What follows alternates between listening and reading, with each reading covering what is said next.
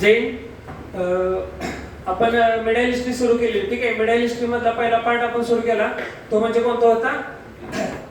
प्रथम मुस्लिम आक्रमण. त्याच्यानंतर आपण चालू केलं काय? प्रथम तुर्क आक्रमण, जे की कोणाचं होतं? मोहम्मद गजनवीचं. त्याच्यानंतर मोहम्मद गोरे आला, सेकंड तुर्क आक्रमण. त्याच्यानंतर दिल्ली सल्तनत सुरू झाली. त्या दिल्ली सल्तनत मध्ये आपण 5 वंश बघितले, म्हणजे बघणार आहोत. त्यातला पहिला वंश सुरू केलाय तो म्हणजे कोणता? गुलाम वंश. ठीक आहे. त्याच्यानंतर कुठला येतो? खिलजी वंश, तुगलक वंश, सय्यद वंश, लोधी वंश. ठीक आहे, हे 5 वंश आहेत. त्यातला पहिला वंश आपण सुरू केलाय तो म्हणजे कोणता? आपण गुलाम वंश सुरू केला. ठीक आहे. आता आज पुढचा शासक गुलाम वंशातला न सुरू करता मी नवीन सब्जेक्ट सुरू करतोय, तो म्हणजे कोणता? पॉलिटी. ठीक आहे. तर आजपासून आपण पॉलिटीची सुरुवात करणार आहे. हिस्ट्री आणि पॉलिटी ही दोन्ही मी कन्सिस्टन्सी तुम्हाला रोज घेत जाईल. ठीक आहे. आज जर पॉलिटी झालं तर उद्या मी हिस्ट्री कंटिन्यू करेन. प्लस आता ह्याच्यामध्ये तुम्हाला काय भेटणार, तर मी जास्त वेळेमध्ये 1-2 तासामध्ये तुम्हाला जास्तीत जास्त शिकवण्याचा प्रयत्न करेन. ठीक आहे. आता हिस्ट्रीमध्ये जसं कसं 2 दिवसामध्ये एक वंश कंप्लीट करण्याचा प्रयत्न करेन. ठीक आहे. 2 वंशमध्ये कमीत कमी 40 क्वेश्चन भेटतील तुम्हाला. ठीक आहे. जसं वन लाईनरला जर तुम्ही रट्टा मारायला गेला तर तुम्हाला ते भरपूर अवघड जाईल. बेटर वे जर तुम्ही थिअरी टाइप लक्षात घेतलं तर ते तुमच्या इझिली लक्षात राहील. ठीक आहे. जसं मी नोट डाऊन करत जाईल तसे तुम्ही तुमच्या वहीमध्ये नोट्स काढत जावा. ठीक आहे. आता आज आपण बघणार आहे पॉलिटी. आता पॉलिटीचा इम्पॅक्ट एसएसजीडी वर का पडतो तर ते सांगायचं झालं तर पॉलिटीचे जवळपास 3 ते 4 क्वेश्चन हे हमखास एसएसजीडी ला येतात. पॉलिटीचे किती क्वेश्चन येतात? पॉलिटीचे प्रत्येक वेळी 3 किंवा 4 क्वेश्चन हे हमखास येतात. आता ते कोणकोणत्या टॉपिकवर येतात ते मी तुम्हाला सांगत जाईल. सगळ्यात पहिल्यांदा म्हणजे पॉलिटी म्हणजे राजव्यवस्था. ठीक आहे. राजव्यवस्था म्हणजे काय की आपल्या देशामध्ये जी राज्याची व्यवस्था सुव्यवस्था करणे ह्याला राजव्यवस्था म्हणतात. ठीक आहे. प्रशासन और शासन का मिलाजुला रूप है. राजव्यवस्था यानी कि क्या? प्रशासन और शासन का मिलाजुला रूप है. म्हणजे काय की लोकांचं आणि आपले जे गव्हर्नमेंट ऑफिसर आहेत किंवा जे नेते त्यांच्यामधलं समन्वय. ठीक आहे. थोडक्यात सांगायचं झालं तर पॉलिटी म्हणजे काय? नेत्यांमधलं आणि लोकांमधलं जे समन्वय आहे त्यालाच आपण राजव्यवस्था म्हणतो. ठीक आहे. आता या पॉलिटीमध्ये सगळ्यात महत्त्वाचा जो टॉपिक आहे तो म्हणजे कोणता? की संविधान. भारताचं संविधान. ते आपण आज चालू करणार आहे. पॉलिटीमध्ये सगळ्यात पहिल्यांदा आपण जे चालू करतो तो म्हणजे संविधान. ठीक आहे. संविधान. आता हे संविधान इम्पॉर्टंट काय आहे? कारण का जर भारताचं संविधानच नसेल म्हणजे कोणत्याही देशाला जर देशाचा दर्जा द्यायचा असेल तर त्या देशाला अधिकार स्वतःचं संविधान पाहिजे. जोपर्यंत त्या देशाकडे आपलं स्वतःचं संविधान नाहीये किंवा वैयक्तिक संविधान नाहीये तोपर्यंत तो देश हा देशच तयार होत नाही. ठीक आहे. 1947 म्हणजे इसवी सन 1947च्या आधी भारत देश होता का? तर होता. पण त्या भारत देशाला स्वतःची ओळख होती का? तर नाही. तिथं भारत देशामध्ये सगळे जे रूल चालायचे ते कोणते चालायचे? ब्रिटिश गव्हर्नमेंटचे. कोणाचे चालायचे? ब्रिटिश गव्हर्नमेंटचे. त्यानंतर म्हणजे 1946 ला जे भारतात कॅबिनेट मिशन प्लॅन आला तो कशासाठी आला? की भारताला स्वतःचं संविधान करून देण्यासाठी. ठीक आहे. 1946 कॅबिनेट मिशन प्लॅन 1946 नुसार एक समिती गठीत केली गेली, त्याला कॅबिनेट मिशन प्लॅन म्हटलं गेलं. तर कॅबिनेट मिशन प्लॅन मध्ये 3 सदस्य ते मी पुढे जाऊन तुम्हाला सांगेन. ठीक आहे. आता ते कॅबिनेट मिशन प्लॅन भारतात आला का? त्याच्या पाठीमागचं कारण काय होतं? या सगळ्या गोष्टी मी तुम्हाला या लेक्चर मध्ये एक्सप्लेन करणार आहे. ठीक आहे. सगळ्यात पहिल्यांदा संविधान म्हणजे काय? बरं, ते संविधान तयार करण्यासाठी किती वर्ष गेली? संविधान मध्ये कोणकोणत्या समिती गठीत केल्या? ठीक आहे. ह्या सगळ्या गोष्टी मी तुम्हाला आज सांगणार आहे. आजपासून आपण पॉलिटी हा सब्जेक्ट सुरू करतोय. त्याच्यातला पहिला टॉपिक तो म्हणजे संविधान. ठीक आहे. आता मला सांगा सगळ्यात पहिला प्रश्न म्हणजे कमेंट मध्ये करत चला की संविधानची मागणी म्हणजे संविधान की मागणी सगळ्यात पहिल्यांदा भारतातल्या कुठल्या नेत्यानं मागितली? सांगा चला.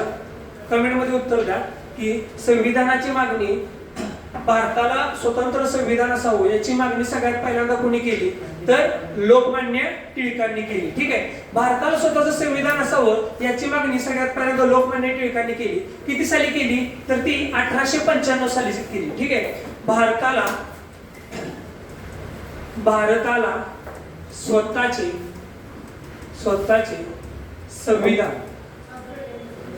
संविधान देण्याची मागणी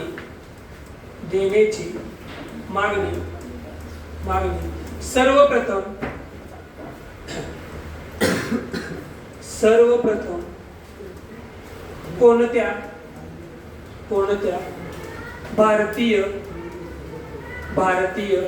नेत्याने केली, भारतीय नेत्याने केली, ठीक आहे.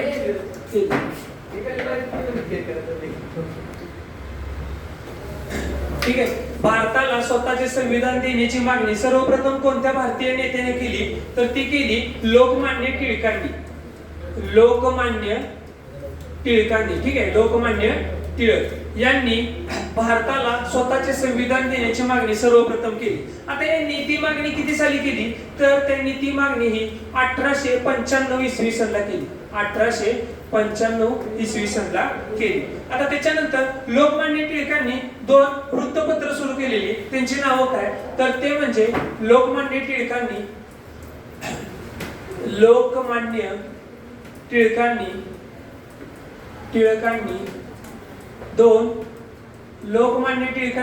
2 वृत्तपत्र सुरू केली. त्यांची नावं काय मला कमेंट मध्ये सांगा.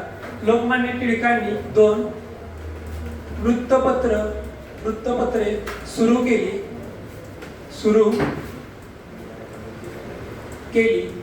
त्यांची नावे काय, ठीक आहे.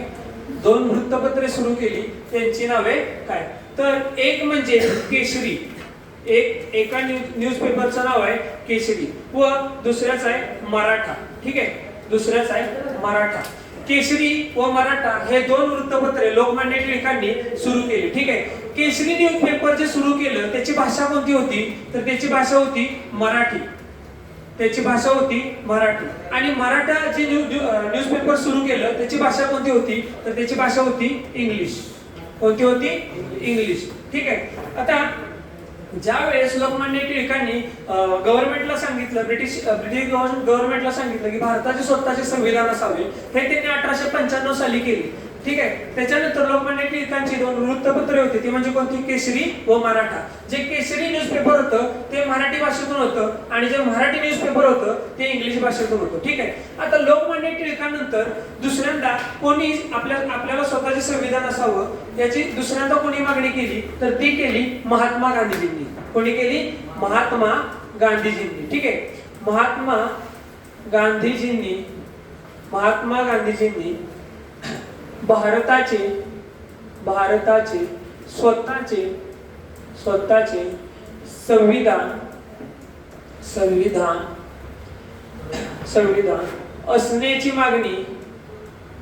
असण्याची मागणी किती साली केली,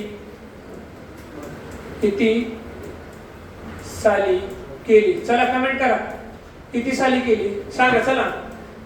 महात्मा गांधीजींनी भारताचे स्वतःचे संविधान असावे याची मागणी त्यांनी किती साली केली सांगा लवकर. किती साली केली, 1922 इसवी सन, ठीक आहे. 1922 इसवी सन, ठीक आहे. त्याच्यानंतर स्वराज्य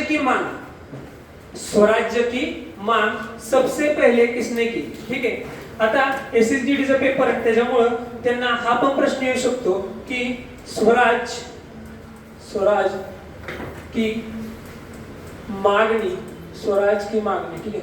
मी तुम्हाला हे क्वेश्चन हिंदी मधून पण देणार, ठीक आहे. आधी मराठीतून एक्सप्लेन करतो थोडेफार, त्याच्यानंतर तुम्हाला हेच क्वेश्चन मी हिंदीतून देतो, ठीक आहे. किंवा मी ड्युअल लँग्वेज मध्ये पण सांगतो तुम्हाला, एक मिनिट, ठीक आहे. मी तुम्हाला इथंच ड्युअल लँग्वेज मध्ये पण सांगतो की भारत का सबसे पहिले, ठीक आहे. भारताला स्वतःचे संविधान देण्याची पहिली मागणी कोणी केली, ठीक आहे. ह्याला ड्युअल लँग्वेज मध्ये लिहितो. भारत में सबसे पहले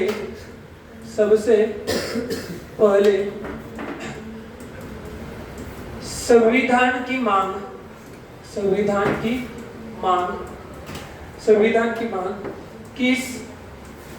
किसने की, ठीक है. किसने की, लोकमान्य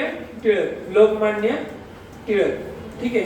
इनके 2 न्यूज़पेपर थे, एक का नाम था केसरी और दूसरे का नाम था मराठा, ठीक है.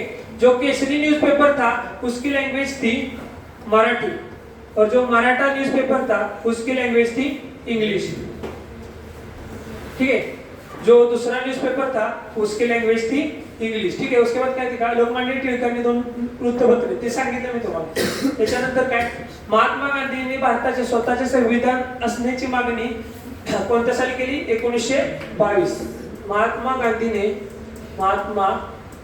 गांधीजी ने सबसे पहले किस वर्ष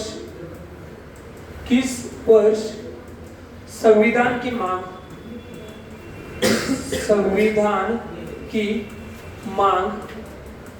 की, ठीक है. किस साल की? 1922 ईस्वी सन, ठीक है. 1922 ईस्वी सन. स्वराज की मांग, ठीक है.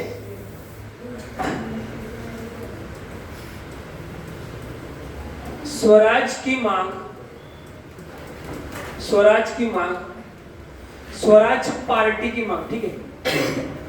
स्वराज की मांग किसने की, ठीक है. मतलब क्या, स्वराज्य मेरा जन्मसिद्ध अधिकार है, ठीक है. तेज स्वराज की मांग किसने की? बाल गंगाधर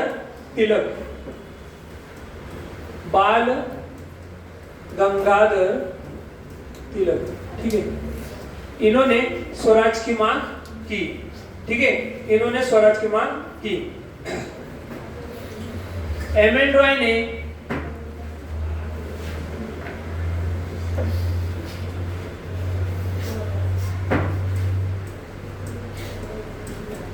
मोतीलाल नेहरू ने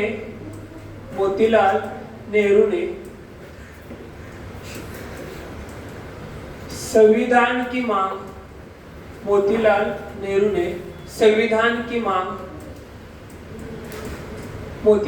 ने संविधान की मांग किस वर्ष की, ठीक है. किस वर्ष की? मोतीलाल नेहरू ने संविधान की मांग किस वर्ष की, ठीक है. मोतीलाल नेहरू हे कोणाचे वडील आहेत सांगा मला? पंडित जवाहरलाल नेहरूंचे वडील कोण आहेत? मोतीलाल नेहरू, ठीक है. मोतीलाल नेहरू ने संविधान की मांग किस वर्ष की? 1924, ठीक है. इनके बाद संविधान की मांग किसने की? एम.एन. रॉय ने संविधान की मांग किस वर्ष की,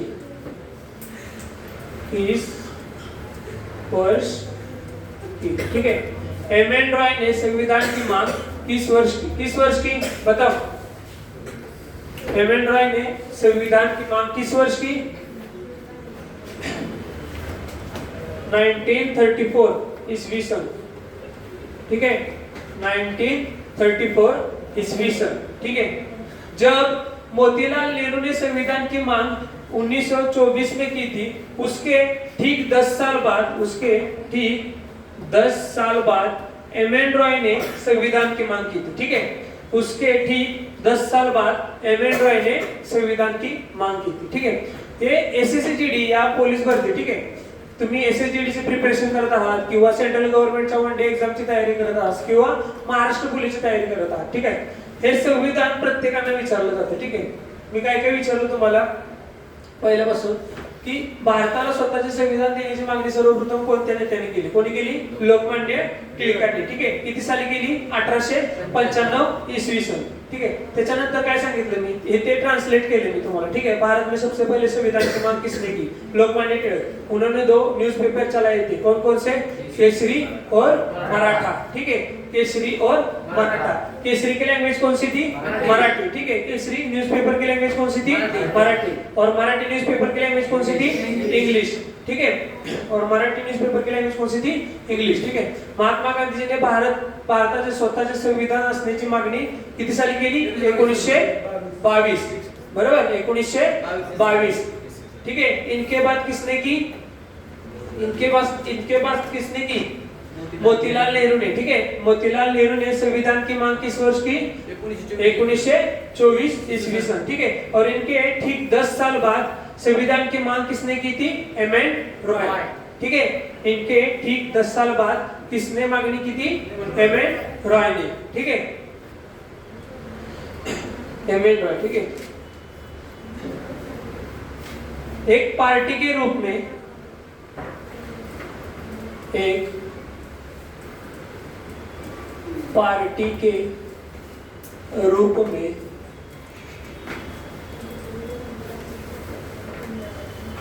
संविधान, एक पार्टी के रूप में, पार्टी मतलब मालूम है ना, कांग्रेस पार्टी, स्वराज पार्टी, ठीक है, पार्टी, हाँ, वो पार्टी के रूप में, ठीक है, या कांग्रेस पार्टी के रूप में, ठीक है, हाँ, कांग्रेस पार्टी के रूप में संविधान बनाने की मांग, ठीक है, कांग्रेस पार्टी के रूप में संविधान बनाने की मांग किस वर्ष की? किस वर्ष की, ठीक है, कांग्रेस पार्टी के रूप में संविधान बनाने की मांग किस वर्ष की थी? किस वर्ष की थी? 1936, ठीक है, 1936। एक पार्टी के रूप में, मतलब कांग्रेस पार्टी के रूप में संविधान बनाने की मांग किस साल की थी? 1936, ठीक है। आता त्याच्यानंतर नेक्स्ट बघणार आपण ते म्हणजे नेहरू कमिटी, ठीक आहे। आता संविधान बनवण्यासाठी सगळ्यात महत्त्वाची गोष्ट काय, ठीक आहे, तर ते काय असणं, आपल्या स्वतःच्या देशाला जर संविधान पाहिजे असेल तर त्यासाठी कोणकोणत्या गोष्टी महत्त्वाच्या आहेत, बरोबर। सगळ्यात पहिली गोष्ट म्हणजे त्या देशावर आपलं स्वतःचं नियंत्रण पाहिजे, ठीक आहे, समजलं ना। त्या देशामध्ये आपल्याला मतदानाचा अधिकार पाहिजे, ठीक आहे। त्या देशामध्ये इलेक्शनसाठी आपल्या देशातली लोक उभी राहिले पाहिजे, बरोबर आहे का नाही। त्या देशामध्ये आपले नेते हवे, ठीक आहे, त्या देशाला आपली स्वतःची आर्मी हवी, ठीक आहे। अदर कंट्री बरोबर जे निर्णय घ्यायचे ते आपल्या देशातल्या नेत्यांना हवे, ठीक आहे, तरच त्या देशाला संविधान लागू होऊ शकतं ना, बरोबर आहे ना। मग अशाच तऱ्हेने सन इसवी सन 1928, ठीक आहे, इसवी सन 1928, ठीक है। इस साल जो भारत का सचिव था, ठीक है, 1928 में जो भारत का सचिव था, उसका नाम था बर्केनहेड। क्या नाम था? बर्केनहेड, ठीक है, उसका नाम था बर्केनहेड। इस बर्केनहेड ने क्या किया कि कांग्रेस को चैलेंज कर दिया, कांग्रेस को चैलेंज किया, ठीक है। 1928 में भारत की जो पार्टी थी, भारतीय राष्ट्रीय कांग्रेस, ठीक है, जो भारत की पार्टी थी, भारतीय राष्ट्रीय कांग्रेस, उनके सामने इस बर्केनहेड ने, जो भारत का सचिव था, इस बर्केनहेड ने चैलेंज किया कि आप अपना खुद का संविधान बना नहीं सकते, ठीक है, कि आप अपना खुद का संविधान बना नहीं सकते, ठीक है। उस चैलेंज को एक्सेप्ट करने के लिए एक कमेटी सामने आई, ठीक है, उस चैलेंज को एक्सेप्ट करने के लिए एक कमेटी सामने आई और उस कमेटी का नाम था नेहरू कमेटी। उस कमेटी का नाम था नेहरू कमिटी, ठीक है, नेहरू कमिटी, ठीक है। तुम्ही जर संविधान तुम्ही बघितलं असेल तर संविधान मध्ये एक टॉपिक आहे, तो म्हणजे कोणता? नेहरू रिपोर्ट, नेहरू रिपोर्ट, ठीक है, नेहरू रिपोर्ट। आता जी नेहरू कमिटी समोर आली, ठीक आहे, जी नेहरू कमिटी समोर आली, आता ती अशी झाली का? तर नाही, 1928 जे काँग्रेस अधिवेशन झालं, 1928 का जो कांग्रेस अधिवेशन हुआ, ठीक है, 1928 का जो कांग्रेस अधिवेशन हुआ, उसकी अध्यक्षता पंडित जवाहरलाल नेहरू के पिता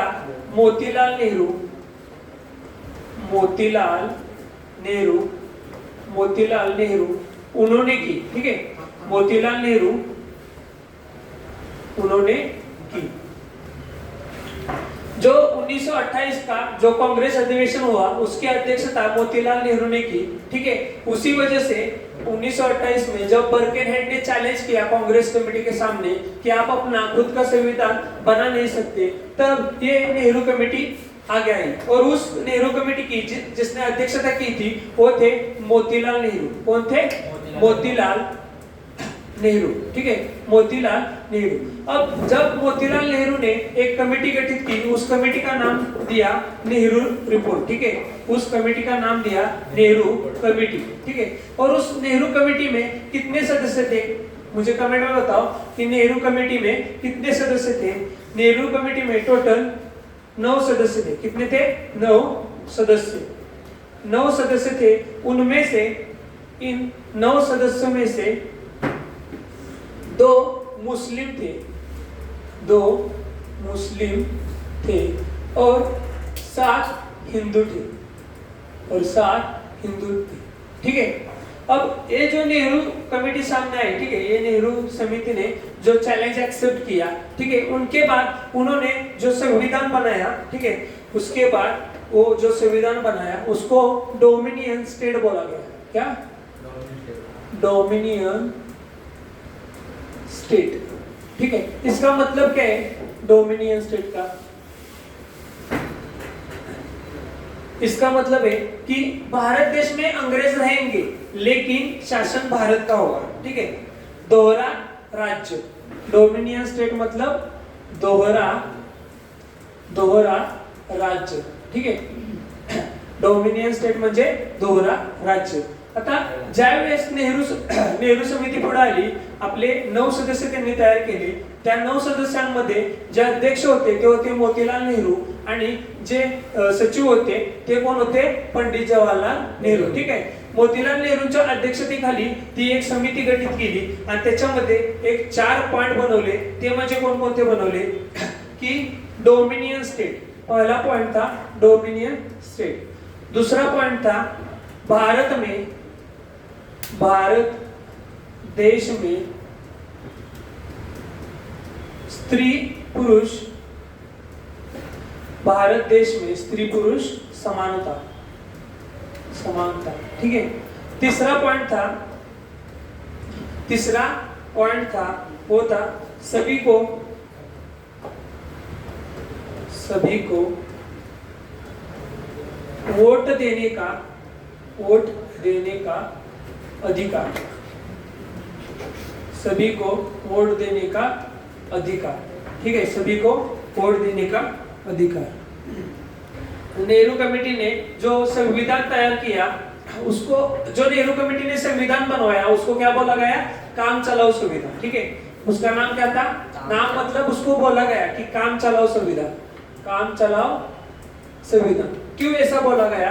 क्योंकि जब बर्केनहेड ने चैलेंज किया कांग्रेस पार्टी के सामने, तब वो उस वक्त का जो कांग्रेस अधिवेशन का जो अध्यक्ष था वो कौन था? मोतीलाल नेहरू। और उनको पता था अगर मैंने बर्केनहेड का चैलेंज एक्सेप्ट नहीं किया तो वो कांग्रेस की जो अधिवेशन चलती है वो उसको बर्खास्त कर सकता है, ठीक है।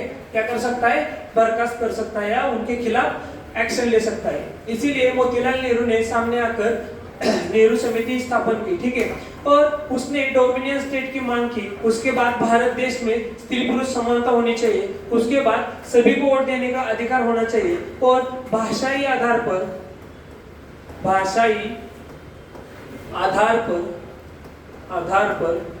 राज्यों का पुनर्गठन, ठीक है। ये नेहरू रिपोर्ट की मांग थी। ये 4 मांग नेहरू रिपोर्ट में थी, ठीक है। वो जब ये काम चलाओ संविधान अधिवेशन में पारित होने से जा रहा था, उसके पहले ही इसको पंडित जवाहरलाल नेहरू और सुभाष चंद्र बोस ने नकार दिया। म्हणजे त्यांना काय सांगितलं, ज्यावेळेस सुभाष चंद्र बोसांना कळालं की बाबा हे असं संविधान तयार केले मोतीलाल नेहरूंनी टाइम घेऊन, ठीक आहे, आणि ज्यावेळेस ही गोष्ट पंडित जवाहरलाल नेहरूंना समजली त्यावेळेस ते बोलले की देश आपला, राज्य आपली, सगळी माणसं आपली, मग डोमिनियन स्टेट कशाला पाहिजे? हा पॉइंट त्यांना आवडला नाही. आणि दुसरा पॉइंट म्हणजे भाषाही आधार पर राज्यों का पुनर्गठन. का? ह्याचा अर्थ असा होतो की तुम्ही लोकांमध्ये वाद निर्माण करताय. ठीक आहे, या दोन पॉइंट मुळे ती अधिवेशनात जायच्या आधी गरज आपल्या दोन नेत्यांनी ह्याला नकार दिला. ते म्हणजे कोण होते? पंडित जवाहरलाल नेहरू आणि सुभाषचंद्र बोस. त्यांना डोमिनियन स्टेट आवडलं नाही. डोमिनियन स्टेट म्हणजे काय? की दोहरा राज्य प्रणाली. याचा अर्थ असा की भारतामध्ये इंग्रज राहणार पण राज्य कोणाकडे असणार आहे? भारताकडे. ठीक आहे, म्हणजे भारतामध्ये वोटिंग करण्याची पद्धत राहणार, भारतातली माणसं वोटिंग करणार, सगळं करणार. पण ज्यावेळेस भारत देश अदर कंट्री बरोबर कम्युनिकेशन करत तर त्यात भारतामधला नेता कोणताही इंटरफेअर नाही करणार. ते कम्युनिकेशन कोण करणार? तर ते कम्युनिकेशन फक्त इंग्रज अधिकारी करणार. ठीक आहे, त्यात भारतीय नेत्यांचा कोणताही हस्तक्षेप चालणार नाही. म्हणून हे ऍक्च्युली हे जे नेहरू कमिटीने जे काम चालवून संविधान तयार केलेलं तर ते रिजेक्ट केलं त्यानंतर. ठीक आहे, काँग्रेस कॅबिनेट हे ज्यावेळेस ह्याच्यात गेलं, संसदमध्ये गेलं, त्यावेळेस ते संसदवाल्यांनी पण हे रिजेक्ट केलं आणि आपल्या नेत्यांनी पण रिजेक्ट केलं. ठीक आहे, ह्याच्यानंतर आपण बघणार आहे ते म्हणजे नेहरू कमिटी की मांग. ठीक आहे, नेहरू कमिटी की जी मांग होती का नाही,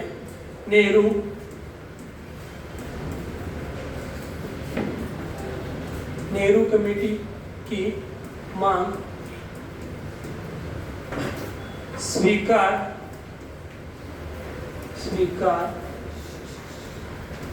नहीं की. नेहरू कमेटी की मांग स्वीकार नहीं की. ठीक आहे, मी तुम्हाला आताच सांगितलं की नेहरू कमिटी रिजेक्ट करण्याच्या पाठीमागचं कारण काय होतं. त्याच्यात डोमिनियन स्टेट आणि भाषेच्या आधारावर राज्यांचं पुनर्गठन. ह्याच्यामुळं आपल्या दोन नेत्यांनी ऑलरेडी रिजेक्ट केलेलं आणि त्याच्यानंतर अंग्रेज अधिकाऱ्यांनी पण ही काम चालवू संविधान नाकारलं.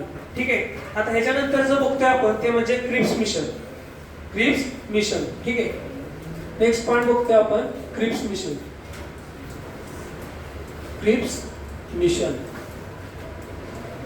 ठीक आहे, आता हे क्रिप्स मिशन भारतात येण्या पाठीमागचं कारण सांगतो तुम्हाला. क्रिप्स मिशन भारतात किती साली आलं? कमेंट करा. क्रिप्स मिशन भारतात 1942 इसवी सनला आलं. ठीक आहे, आणि या क्रिप्स मिशनचा अध्यक्षता कोणी केली? क्रिप्स मिशनचे अध्यक्ष कोण होते? Stafford Cripps. कोण होते? Stafford Cripps.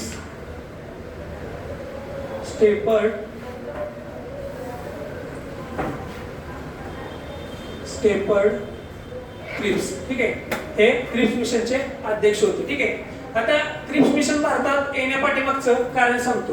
1939 पासून ते 1945 वर्ल्ड वॉर II बरोबर, विश्वयुद्ध दुसरं सुरू होतं. त्या काळामध्ये पहिल्या विश्वयुद्धामध्ये ज्यावेळेस महात्मा गांधीजींनी भारतातल्या लोकांना सांगून ज्यावेळेस इंग्रजांची साथ दिली त्यावेळेस जे इंग्रजांनी आश्वासनं दिलेली त्यातलं कोणतंही आश्वासन पूर्ण नाही झालं. ठीक आहे, त्याचाच फायदा त्यांनी वर्ल्ड वॉर II मध्ये घेतला आणि इंग्रज अधिकाऱ्यांनी असं सांगितलं की जर आपण याची मदत म्हणजे 1942 ला जे क्रिप्स मिशन आलं त्याच्या आधी असं प्लॅनिंग केलं इंग्रजांनी की जर आपण महात्मा गांधीजींकडे वर्ल्ड वॉर II मध्ये मदत करण्यासाठी जर मागणी केली तर महात्मा गांधीजी आपल्याला मदत करतील असा विचार करून त्यांनी भारतामध्ये क्रिप्स मिशन पाठवलं.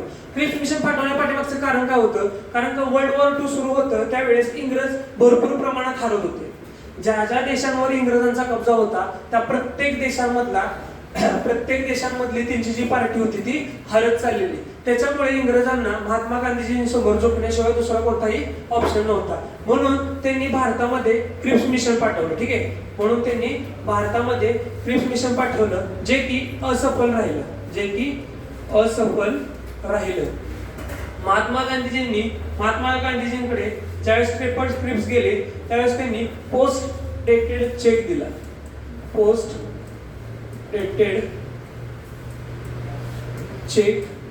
दिला जो की महात्मा गांधीजींनी घेण्यास नकारला. ठीक आहे, ज्यावेळेस 1942 ला भारतात आलेलं क्रिप्स मिशन असफल झालं त्याच्यानंतर इंग्रजांनी भारतीय नेत्यांना सांगितलं की ठीक आहे, सगळ्यात पहिल्यांदा भारतामध्ये तुम्ही तुमचं संविधान तयार करू शकता. ठीक आहे. ज्यावेळेस 1942 मिशन फेल गेलं, त्यानंतर इंग्रजांनी भारतीयांना सांगितलं की तुम्ही तुमचं स्वतःचं संविधान तयार करू शकता. त्याच्यानंतर त्यांनी एक कॅबिनेट प्लॅन पाठवला, कॅबिनेट मिशन प्लॅन पाठवला. ती कॅबिनेट मिशन प्लॅन भारतात का पाठवला? कारण कॅबिनेट मिशन प्लॅन द्वारेच भारतीयांनी आपलं संविधान तयार केलं. समजलं? Cabinet mission plan. Cabinet mission plan किती साली भारतात आला?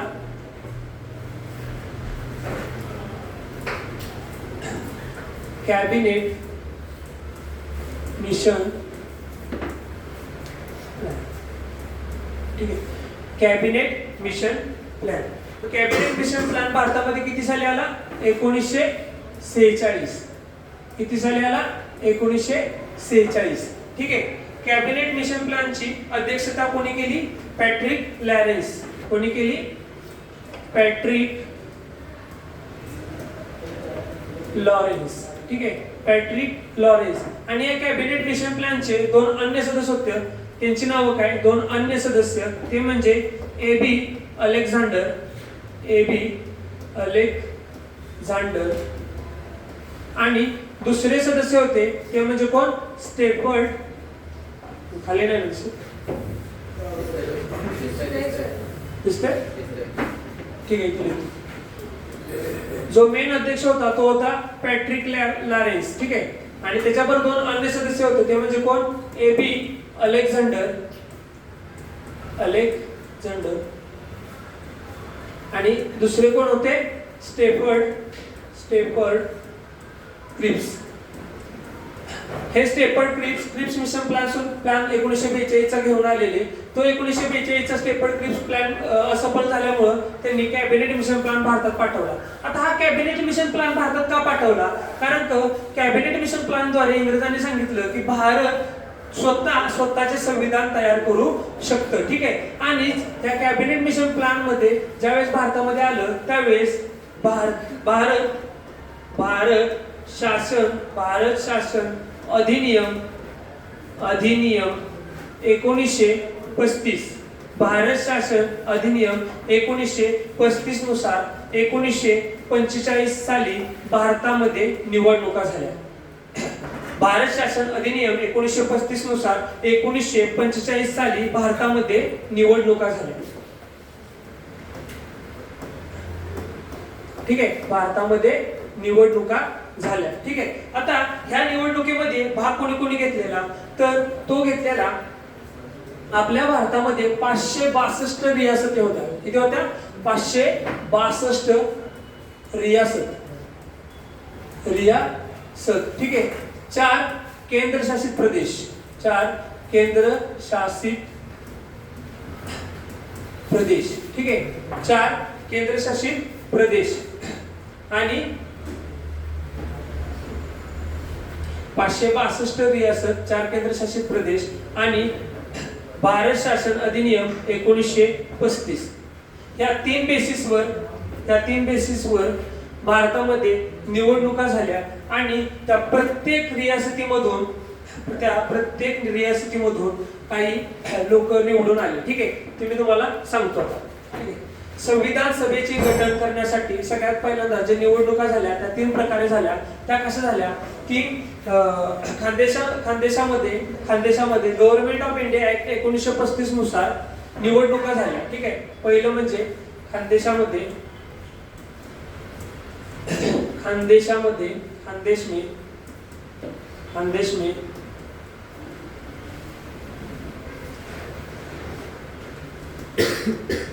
Government of India act 1935. ठीक आहे. गव्हर्नमेंट ऑफ इंडिया ऍक्ट 1935 नुसार 1945 ला 1945 में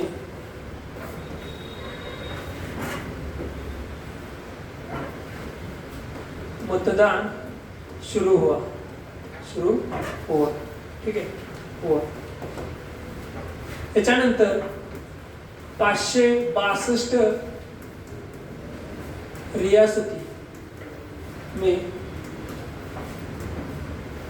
मतदान शुरू हुआ और उसके बाद 4 chief commissioner area, chief commissioner area, ठीक है, चीफ कमिश्नर एरिया। आता खानदेश में जो गवर्नमेंट ऑफ इंडिया एक्ट के तहत 1945 में जो मतदान शुरू हुआ उसमें कितने लोग जीत कर आए और 562 रियासतों में से कितने लोग जीत कर आए और 4 चीफ कमिश्नर एरिया जो थे उनमें से कितने आए वो देखेंगे हम, ठीक है।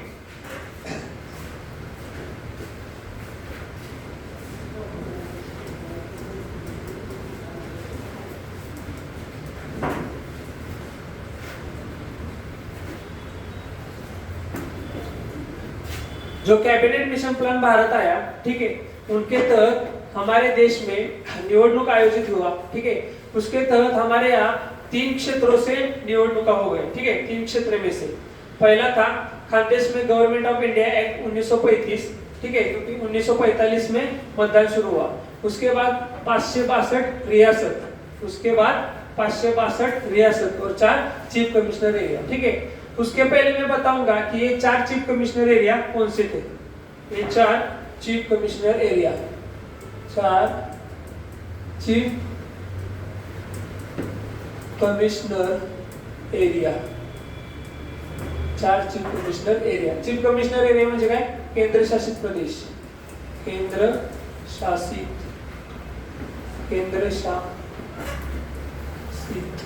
प्रदेश, ठीक आहे, केंद्र शासित प्रदेश।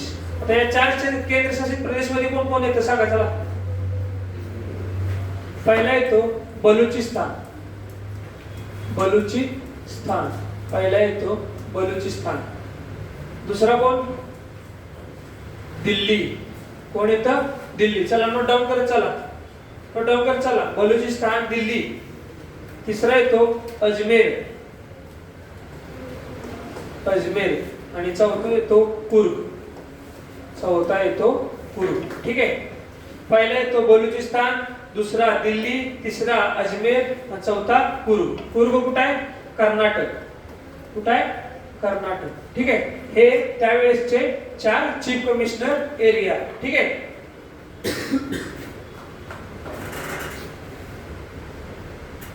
ठीक आहे।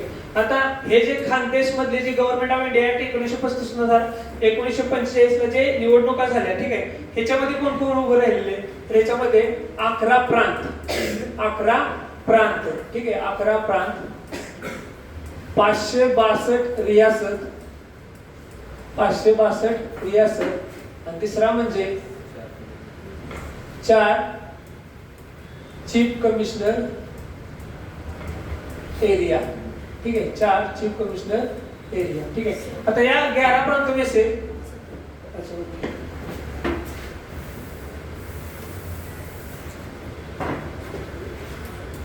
11 प्रांत, 562 रियासत और 4 चीफ कमिश्नर एरिया, ठीक है, 4 चीफ कमिश्नर एरिया, ठीक है। तो 11 प्रांतों में से कितने लोग जीत कर आए थे? कॉलम करा चला, 3 कॉलम करा चला, अरे कॉलम करा, कॉलम करा चला, ठीक है। आता जे हे जे 11 प्रांतों में से जो इलेक्शन हुआ, ठीक है, उन इलेक्शन में से 11 प्रांतों में 292 प्रतिनिधि चुनकर आए, 292 प्रतिनिधि चुनकर आए, ठीक है, चुनकर आए। और जो 562 रियासत थे उनमें 93 प्रतिनिधि चुनकर आए, 93 प्रतिनिधि चुनकर आए। और ये जो 4 चीफ कमिश्नर एरिया थे ये पूर्णतः अंग्रेजों के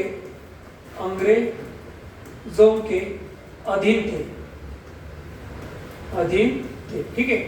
ये जो 4 चीफ कमिश्नर एरिया थे ये पूर्णतः अंग्रेजों के अधीन थे, ठीक है, लिखते चलो। 11 प्रांतों में से 292 प्रतिनिधि चुनकर आए थे, ठीक है, उस टाइम पर। लेकिन इस 292 में कांग्रेस कितने थे, ठीक है, अन्य दल में कितने थे और मुस्लिम लीग के कितने थे, ठीक है, ये देखेंगे। ठीक है, इनमें से 562 रियासतों में से जो 93 प्रतिनिधि चुनकर आए थे, ठीक है, इन 93 प्रतिनिधि में से सबसे ज्यादा किस रियासत से और कौन से रियासत से एक भी प्रतिनिधि चुनकर नहीं आया, वो देखेंगे। चलेगा? चल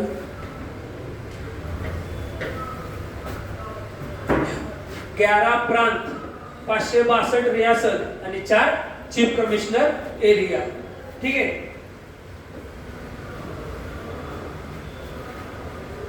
आता हे 11 प्रांत आहेत ना, ते बघणार आपण। 11 प्रांत में से कितने प्रतिनिधि चुनकर आए थे? 292, ठीक है। आता ह्या 292 मध्ये काँग्रेस, मुस्लिम लीग आणि अन्य दल, ठीक आहे। काँग्रेस,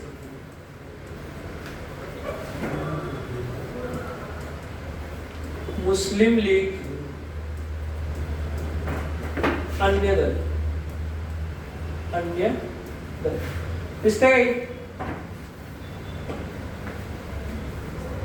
अन्य दल, ओके। 11 प्रांतों में से 292 में से 211 कांग्रेस के प्रतिनिधि जीत कर आए थे, ठीक है। 211 कांग्रेस के प्रतिनिधि चुनकर आए थे, 73 मुस्लिम लीग के थे, ठीक है, 73 मुस्लिम लीग के थे और अन्य दल के 8 प्रतिनिधि जीत कर आए थे।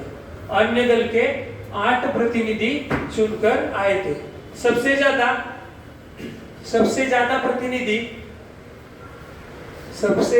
प्रतिनिधि और सबसे कम प्रतिनिधि, ठीक है,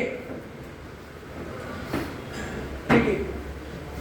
पेपरामध्ये क्वेश्चन येतो बरं का कि जो 11 प्रांतों में से जो प्रतिनिधि चुनकर आए थे 292, उनमें से कांग्रेस के कितने थे? कांग्रेस के कितने थे? 211 और अन्य दल के कितने थे?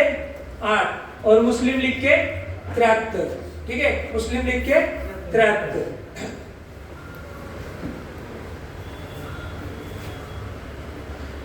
इनमें ठीक है, इनमें एक और सवाल है, सबसे ज्यादा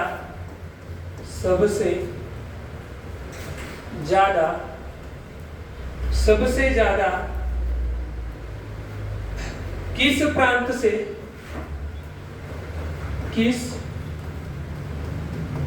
से प्रतिनिधि प्रांत बोलले बरं का, प्रांत, पक्ष नाही बोललो। सबसे ज्यादा किस प्रांत से प्रतिनिधि चुनकर आए थे, ठीक है। चलो बताओ, सबसे ज्यादा किस प्रांत से प्रतिनिधि चुनकर आए थे, ठीक है। संयुक्त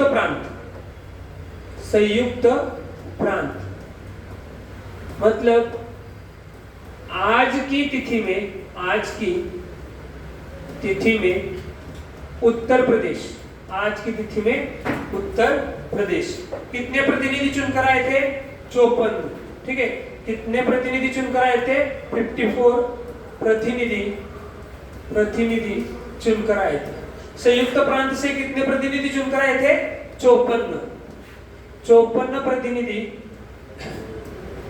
चुनकर आए थे, ठीक है, हो गया।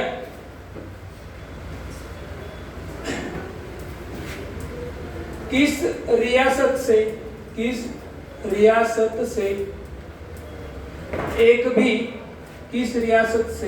एक भी प्रतिनिधि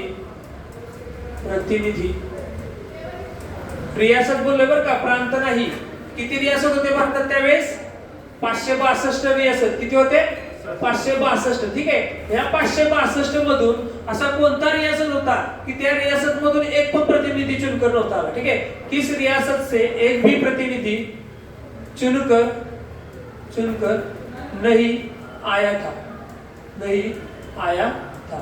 कौन सी रियासत थी? हैदराबाद। कौन सी रियासत थी? हैदराबाद। हैदराबाद रियासत से एक भी प्रतिनिधि चुनकर नहीं आया था। ठीक है, ठीक है। उसके बाद अंग्रेजों ने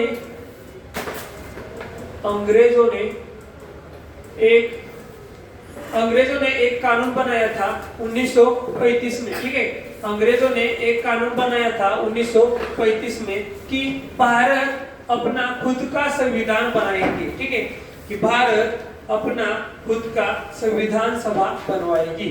अंग्रेजों ने एक कानून बनवाया 1935 में। ठीक है, 1935 में कि भारत अपनी संविधान सभा बनवाएगी। भारत अपनी संविधान सभा बनवाएगी। ठीक है, भारत अपनी संविधान सभा बनवाएगी। ठीक है,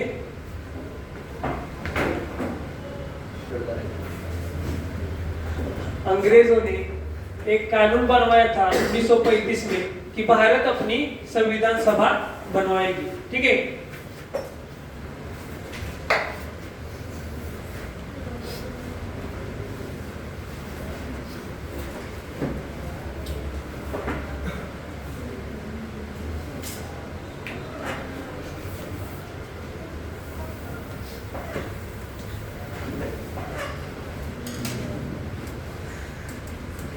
अंग्रेजों ने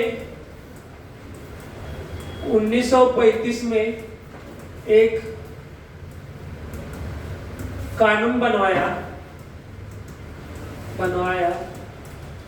कि अंग्रेजों ने 1935 में एक कानून बनवाया कि भारत अपना संविधान, ठीक है, 1935 में कानून बनवाया कि भारत में एक सेकंड, अंग्रेजों ने 1935 में कहा कि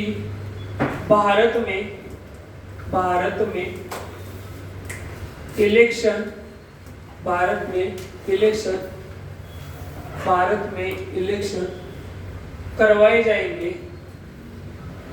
अंग्रेजों ने 1935 में कहा कि भारत में इलेक्शन करवाए जाएंगे। ठीक है, करवाए जाएंगे। और 1946 में कहा कि भारत अपना संविधान बनाएंगे। ठीक है, संविधान बनाएंगे। ये दोनों भी पॉइंट वेरी वेरी इंपॉर्टेंट है। ठीक है, वेरी वेरी इंपॉर्टेंट।